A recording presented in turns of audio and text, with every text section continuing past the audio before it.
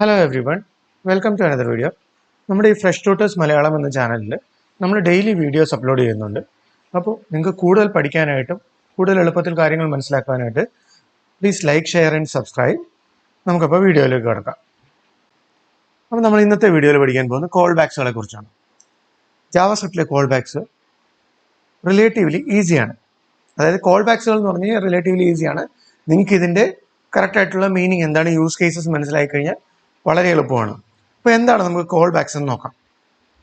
Call backs are functions passed as parameters to another functions.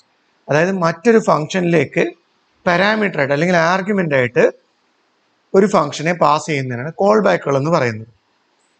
അതായത് ഒരു specific set of code execute ആവുന്നിടം വരെ മറ്റൊരു സെറ്റ് ഓഫ് കോഡിനെ ഹോൾഡ് ചെയ്യുന്ന പ്രോസസ്സാണ് ശരിക്കും പറഞ്ഞാൽ കോൾ ബാക്ക് എന്ന് പറയുന്നത്. അതായത് നമ്മൾ കോൾ ബാക്ക് ഫംഗ്ഷൻ പാസ് ചെയ്ത് കഴിയുമ്പോഴത്തേക്ക് ഒരു പാരാമീറ്റർ ആയിട്ട് പാസ് ചെയ്ത് കഴിയുമ്പോഴത്തേന് ആ ഒരു ഫംഗ്ഷനെ കോൾ ചെയ്യുന്നിടം വരെ, അതായത് ആ ഒരു പെർട്ടിക്കുലർ ഫംഗ്ഷൻ്റെ അകത്തുള്ള കോഡുകൾ എക്സിക്യൂട്ട് ആയിട്ട് ഈ കോൾ ബാക്ക് ഫംഗ്ഷൻ കോൾ ചെയ്യുന്നിടം വരെ കോൾ ബാക്കിനകത്തുള്ള കാര്യങ്ങൾ സ്റ്റോപ്പായിട്ട് നിൽക്കും അല്ലെങ്കിൽ ഹോൾട്ടായിട്ട് നിൽക്കും. അതിനാണ് കോൾ ബാക്കുകൾ നമ്മൾ യൂസ് ചെയ്യുന്നത്. നമുക്ക് എക്സാമ്പിൾ നോക്കിക്കഴിയുമ്പോൾ നമുക്ക് കുറച്ചുകൂടെ ക്ലിയർ ആവും. ഓക്കെ, നമുക്ക് നോക്കാം കോൾ ബാക്സ്. നമുക്ക് ഫസ്റ്റ് ഒരു എക്സാമ്പിൾ നോക്കാം.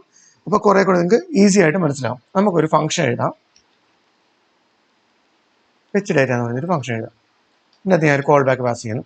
കോൾ ബാക്ക് എന്ന് എഴുതുന്നത് ജസ്റ്റ് നമുക്ക് ഇഷ്ടമുള്ള പേര് കൊടുക്കാം. ഞാൻ തൽക്കാലം CB എന്ന് കൊടുക്കുന്നു.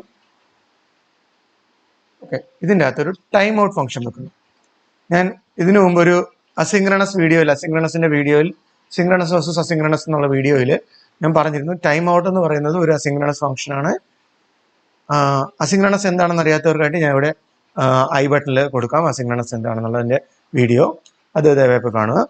ഓക്കെ, അപ്പോൾ അസിങ്ക്രണസ് ഫംഗ്ഷനാണ് സെറ്റ് ടൈം ഔട്ട് എന്ന് പറയുന്നത്. ഈ ഫംഗ്ഷൻ്റെ അകത്ത് നമ്മൾ ഒരു ഫംഗ്ഷനും അതുപോലെ അതിൻ്റെ അകത്ത് ഒരു ടൈം ഔട്ടിൻ്റെ എത്ര മില്ലി സെക്കൻഡ് ആണെന്നും കൊടുക്കും. ഓക്കെ, നമുക്ക് 1000 മില്ലി സെക്കൻഡ് കൊടുക്കാം.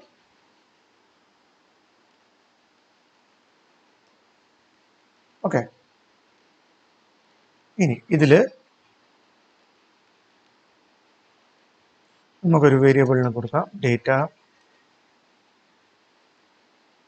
നമുക്കൊരു വാല്യൂ കൊടുക്കാം, എന്താ പറയുക, സം ഫെച്ച് ഡേറ്റ, എന്തെങ്കിലും ഒരു ഡേറ്റ. എന്നിട്ട് നമ്മൾ ഇവിടെ പാസ് ചെയ്തിരിക്കുന്ന ഈ കോൾ ബാക്ക് ഫംഗ്ഷൻ കോൾ ചെയ്യുകയാണ് ചെയ്യുന്നത്. ഇനി CB എന്നിട്ട് ഇതിലേക്ക് ഈ ഡേറ്റ പാസ് ചെയ്ത് കൊടുക്കുന്നു. അതായത് ഇവിടെ ക്രിയേറ്റ് ചെയ്തിരിക്കുന്ന വേരിയബിളിൻ്റെ അകത്ത് വാല്യൂ ഇങ്ങോട്ട് പാസ് ചെയ്ത് കൊടുക്കുന്നു. ഓക്കെ, ഇപ്പം നമുക്ക് ഫെച്ച് ഡേറ്റ എന്ന് പറഞ്ഞൊരു ഫംഗ്ഷൻ ഉണ്ട്. നമുക്ക് മറ്റൊരു ഫംഗ്ഷൻ കൂടെ ഇടാം, അതായത് പ്രോസസ് ഡേറ്റ. ഇതിൻ്റെ അകത്തും ഇതേ ഡേറ്റ നമുക്ക് പാസ് ആവണം. ഇത് ഞാൻ എഴുതി കഴിയുമ്പോൾ നിങ്ങൾക്ക് ക്ലിയർ ആയിട്ട് പറഞ്ഞുതരാം, അപ്പോൾ നിങ്ങൾക്ക് മനസ്സിലാവും.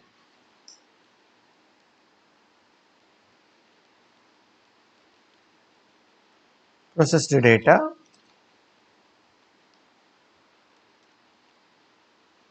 നമ്മൾ ഫെച്ച് ഡേറ്റ കോൾ ചെയ്യുന്നു. അതിൻ്റെ അകത്തേക്ക് പ്രോസസ് ഡേറ്റ പാസ് ചെയ്ത് കൊടുക്കുന്നു. ഓക്കെ, എന്താ സംഭവിക്കുന്നത്? അതായത് നമ്മൾ ഫസ്റ്റ് ഒരു ഫംഗ്ഷൻ എഴുതി ഫെച്ച് ഡേറ്റ എന്ന് പറഞ്ഞത്, ഈ ഫംഗ്ഷൻ്റെ അകത്ത് ഒരു കോൾ ബാക്ക് ഫംഗ്ഷൻ എടുത്തു. ഓക്കെ, ഈ പാസ് ചെയ്തേക്കുന്ന ആർഗ്യുമെൻ്റ് എന്ന് പറയുന്നത് ഒരു കോൾ ബാക്ക് ആണ്. അതിൻ്റെ ആൻസർ ഇവിടെ നമുക്ക് മനസ്സിലാവും. ഇവിടെ ഫെച്ച് ഡേറ്റ എന്ന് പറഞ്ഞ ഫംഗ്ഷൻ കോൾ ചെയ്തേക്കുന്നു.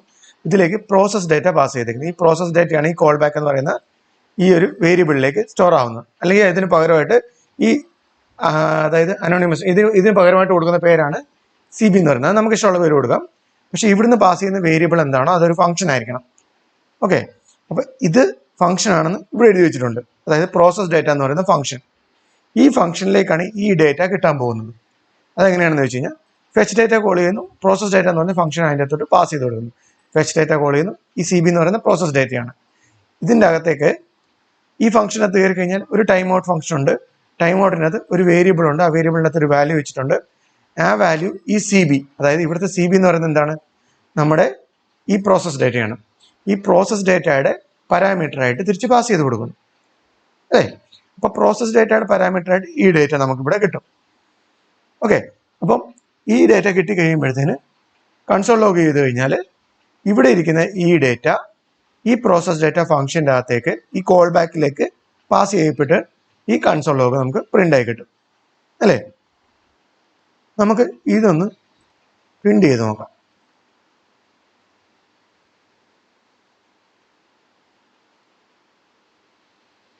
നോക്കാം process data some fetched data, അതായത് ഇത് ഒരു സെപ്പറേഷൻ ഇല്ലാത്തതുകൊണ്ടാണ് ക്ലിയർ ആവാഞ്ഞത്.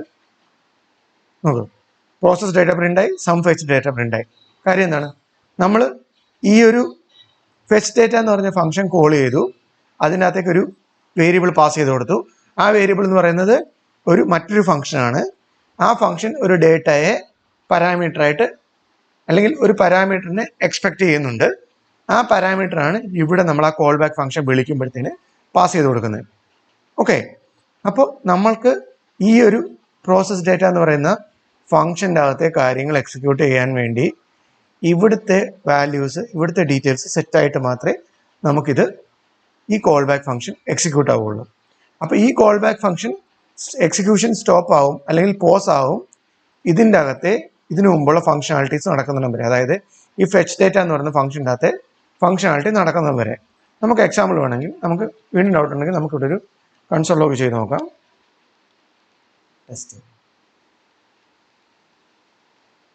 ഓക്കെ, ഇത് നമുക്ക് ഈ കോൾ ബാക്ക് ഫംഗ്ഷൻ കഴിഞ്ഞിട്ടും ഇത് നോക്കാം. കംപ്ലീറ്റ്. ഇനി സേവ് ചെയ്ത് നോക്കും. ഇതാ ടെസ്റ്റിങ് കംപ്ലീറ്റഡ് കഴിഞ്ഞിട്ടാണ് പ്രോസസ് ഡേറ്റ വരുന്നത്. അതിന് കാരണം എന്താണ്, ഇതൊരു എസിൻക്രണസ് ഫംഗ്ഷൻ ആണ്. എസിൻക്രണസ് ഫംഗ്ഷൻ സെപ്പറേറ്റ് ആയിട്ടാണ് എക്സിക്യൂട്ട് ആക്കുന്നത്.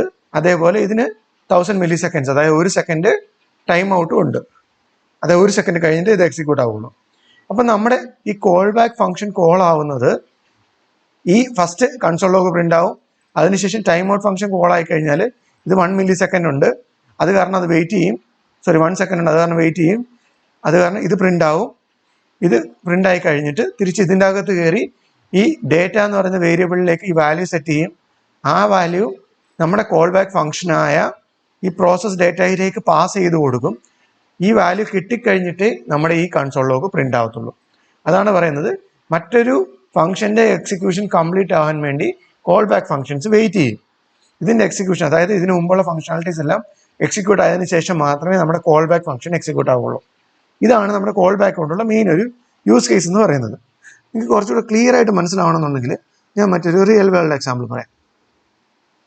ഓക്കെ, നമുക്ക് ഇതെല്ലാം കമന്റ് ചെയ്യാം. നമുക്കിപ്പോൾ ഒരു എന്താ പറയുക, ഫുഡ് ഓർഡർ ചെയ്യണം. Okay, order food. ഇതിനകത്ത് എന്തൊക്കെ വേണം? നമ്മളൊരു ഫുഡ് ഓർഡർ ചെയ്യുമ്പോൾ എന്താ മെയിനായിട്ടുള്ളത്? എന്താണ് ഐറ്റം എന്ന് വേണം അല്ലേ? ഓർഡേർഡ് ഐറ്റം അല്ലെങ്കിൽ മെനു ഐറ്റം എന്ന് കൊടുക്കാം. അതുപോലെ നമുക്കൊരു കോൾ ബാക്ക് CB എന്ന് കൊടുക്കാം. ഓക്കെ, ഇനി നമ്മൾ നേരത്തെ പറഞ്ഞിട്ട് തന്നെ ഒരു ടൈം ഔട്ട് ഫംഗ്ഷൻ കൊടുക്കുന്നു. ടൈം ഔട്ട് ഒരു 1000 millisecond കൊടുക്കുന്നു. ഇനി ഇതിനകത്ത് ഓർഡർ യു ഓർഡേർഡ് എന്തെങ്കിലും ഒരു ഐറ്റം നമ്മളിവിടെ പാസ് ചെയ്ത് കൊടുക്കുന്നത് എന്താണ്? മെനു ഐറ്റം അല്ലേ? മെനു ഐറ്റം നമ്മൾ ഇതിനകത്ത് പാസ് ചെയ്ത് കൊടുക്കുന്നു. ഓക്കെ, നമുക്കിനി എന്താ ചെയ്യണ്ടേ? ഫംഗ്ഷൻ നമുക്ക് ഡെലിവറി ആയെന്നുള്ളതിന്, അതായത് ഡെലിവറി ചെയ്യുമ്പം കോൾ ബാക്ക് ചെയ്യുന്നു.